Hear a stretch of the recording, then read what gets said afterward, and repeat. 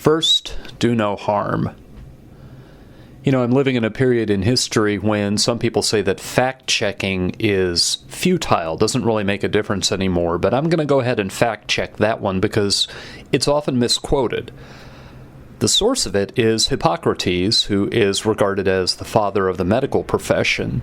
But a lot of people think that first do no harm is part of the Hippocratic Oath, and that's just not true. The Hippocratic Oath, as I think I've mentioned before, is it's a founding document, but it's very out of date. You can't use it in its original formulation. It has a couple of problems. Probably the chief problem is the original Hippocratic Oath. The person taking the oath swears that he, and back then it would have been he, will never ever accept any money for teaching medicine to anybody else. So if we enforced the Hippocratic Oath today, there couldn't be medical schools because you couldn't pay professors of medicine. They would have to do it for free. So the Hippocratic Oath is wonderful as inspiration, but as legislation, it doesn't work. Now, to reel that back in, first do no harm comes from Hippocrates, but it comes from an essay on epidemics. And since I decided somewhere along the way to name this episode on epidemics, and also to talk about my intent to first do no harm, that seemed to me like a good place to start. This morning, as I often do, I walked to work, and the sun had not yet come up. As a matter of fact, as I'm recording this, the sun hasn't yet come up. And so I was treated to a look at the nighttime sky. And I've never gotten over how cool it is that when you look at a starry sky, you're looking back in time. Because you're not seeing those stars the way they look right now. You're seeing the way they looked thousands, millions of years ago, depending on how many light years away the stars are. And there's this linkage, then, between information, between communication and travel, between distance and knowledge. That speed means you can get where you're going faster, and it also means that what you learn, the messages that reach you, are less likely to be out of date. And so when people speak of space-time as a continuum, travel and receiving messages and communicating, they are facets of one experience, one phenomenon. And that's what I got to thinking about this week. There were a number of moments when my thoughts were turned back toward transportation for one reason or another. I know I've mentioned before in talking about Robert Putnam and Bowling Alone, the argument that garage door openers crippled community. And then it seems to me that the case is getting stronger with every passing week, that social network platforms are doing more damage on top of that. So it's the facet again of facilitated travel, streamlined travel, technologically assisted travel made community weaker than it had been. People were less likely to walk through the neighborhood. People were less likely to see their neighbors, to speak face to face. And then Twitter and Instagram and Facebook came along and had a similar effect. Now, before I get tempted to get too pessimistic, and a large part of my motive in starting this podcast months ago in the first place was to stop myself getting too pessimistic, I can go back. There survive some published predictions that railroads will never go faster than 30 or 40 miles an hour, because if they did, the passengers on the railroads would all suffocate or would die of insanity. Well, actually, we adapted. And since then, we've sent rockets to the moon. Since then, we've had aircraft go hypersonic. We can travel a lot faster, and we're adaptable. And I think that there are pessimists. I think that Sherry Turkle leans in the pessimist direction, and there are some downright doomsayers who say that the information environment we inhabit now, it's driving up the suicide rate, which actually may be happening, and that ultimately it's going to crush democracy, and that our culture is going to rot and hollow out, and we've already reached the peak and we're down on the downhill slide. I don't know that I buy that. I think the predictions of doom from traveling fast turned out just to be frightened looks into the unknown that turned out to be inaccurate. And I think the same could be said for some of the most dystopian projections about the information environment. I think we adapted to traveling rapidly, and I think we can also adapt to the information environment. Last night, on my walk home, was listening to an episode of another podcast that I like, 99% Invisible, and I think the title of the episode was The Nut Behind the Wheel. And they gave a little bit of history of the automotive industry, and in 2017, it's pretty common knowledge that a big selling point for cars is how safe they are. As a matter of fact, in my argumentation class, when I introduced them to the variant of debate on value topics, I always use a debate over resolved that a Volvo is a better car than a Porsche. Because that lets us say what's the most important thing when you are shopping for a car, and I can very quickly get them to agree that the most important thing when you're shopping for a car is safety. But what this episode of 99% Invisible said was, in the earliest days of automobile sales, car manufacturers didn't talk about safety at all. They didn't collect data on accidents. They wanted people not to think about the risk of dying in a car crash. And the narrative that they peddled was that car crashes are not ultimately avoidable. They are the result of bad driving. In other words, cars don't kill people, people kill people. So at the time, there weren't necessarily seatbelts in cars.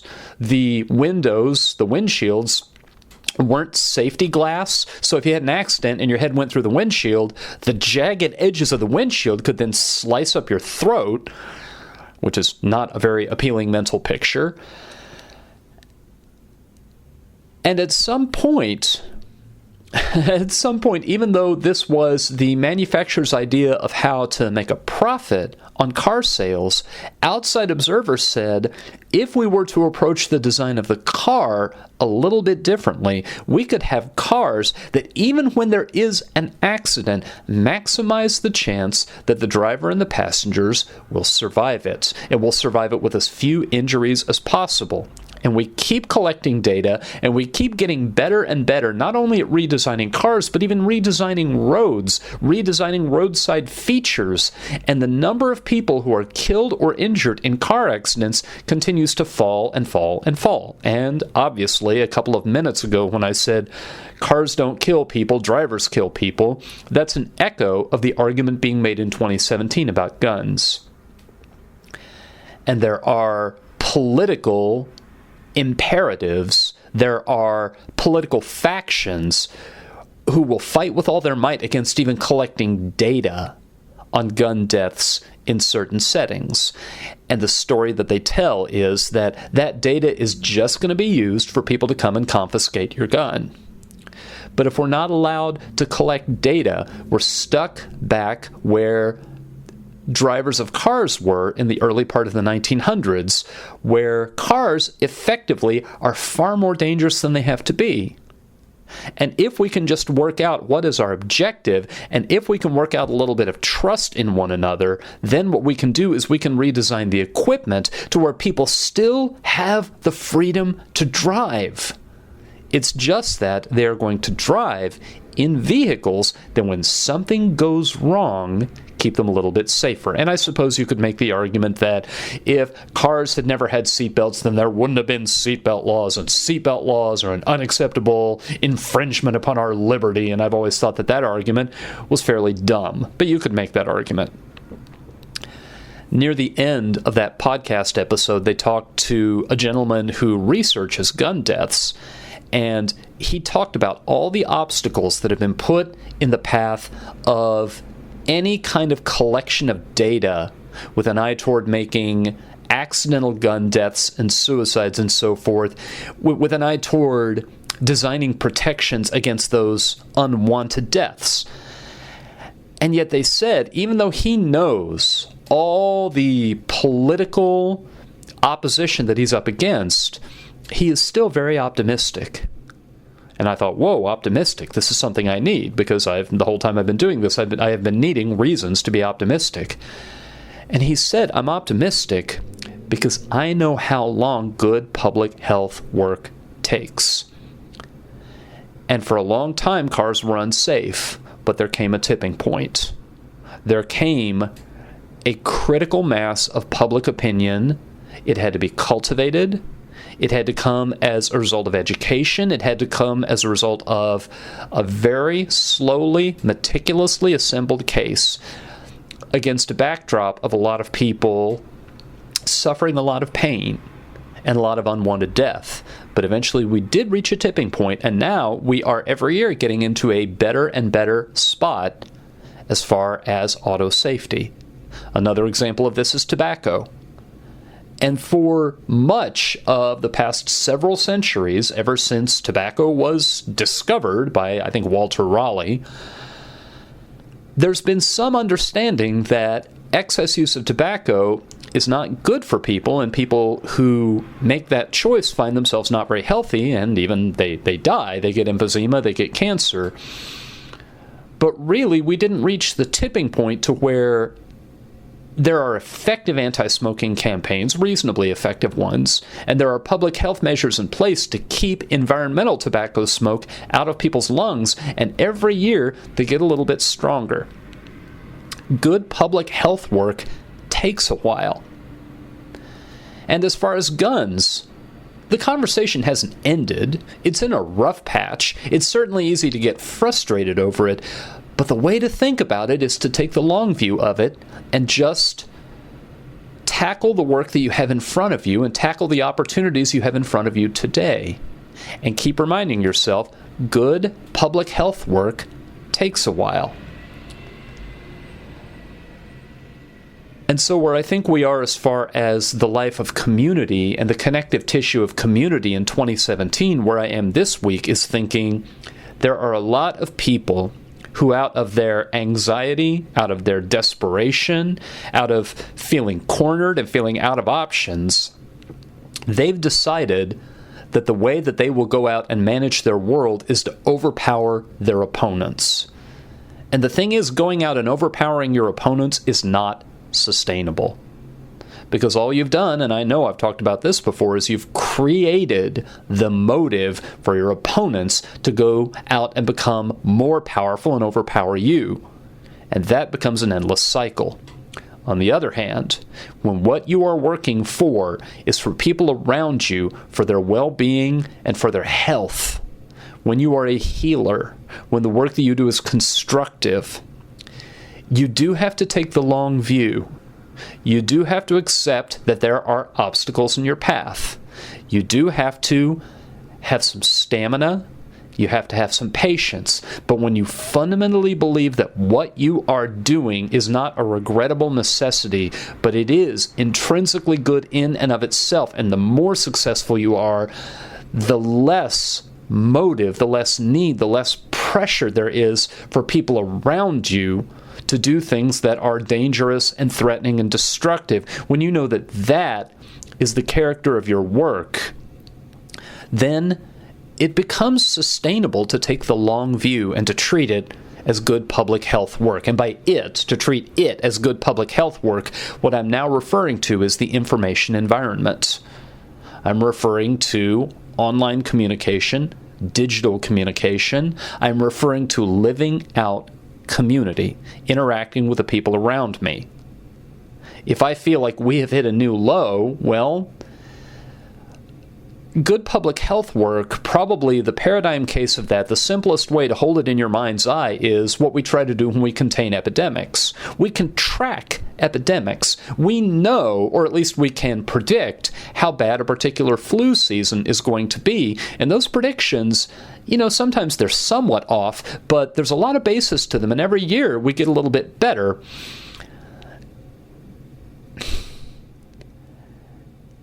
And so I think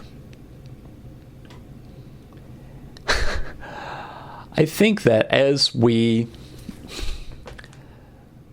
treat some of what's going on right now, where it seems like it's gotten so bad and so many norms have been broken and so much trailblazing has been done as far as dishonesty, and so many things that you thought no one could ever get away with in public life without their political career ending, and how low can we go? Well, There are going to be some flu seasons where the flu seems really bad. And what do? Well, you take what you know works, you pay attention to the evidence, you practice your healing craft in the most professional way you can. You don't give up just because you're running short on supplies. You take the supplies you've got, you stretch them as far as you can, and if you fundamentally believe in what you're doing, you ease as much suffering as you can, you save as many lives as you can, and you still are committed to that enterprise. And if the suffering gets more intense, that just means there's more need for you.